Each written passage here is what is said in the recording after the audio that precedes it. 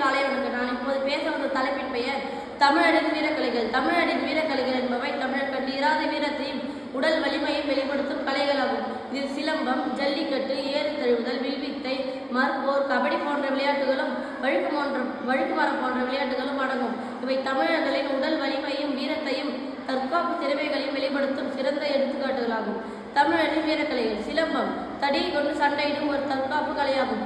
கம்பு சுற்றுதல் என்று வழங்கப்படும் இதில் தடியை கையாளுதல், கால் அசைவுகள், உடல் அசைவுகள் மூலம் தம்மை பாதுகாத்துக் கொள்ளும் விரிவான கூறுகள் உள்ளன. ஜல்லிக்கட்டு இது வீரமிக்க காளையை அடக்குவதன் மூலம் வீரனை வெளிப்படுத்தும் பாரம்பரிய வீர விளையாட்டாகும்.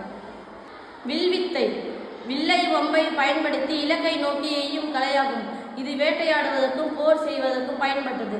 மற்போர் இது ஒருவரை எதிர்த்து நின்று மல்யுத்தம் செய்யும் ஒரு தற்காப்பு கலையாகும். கபடி இந்த குழு விளையாட்டு வீரர்கள் எதிரணியில் உள்ள வீரர்களை தொட்டுவிட்டு தனது குழுவினரோடு தப்பியோடும் விளையாட்டாகும்.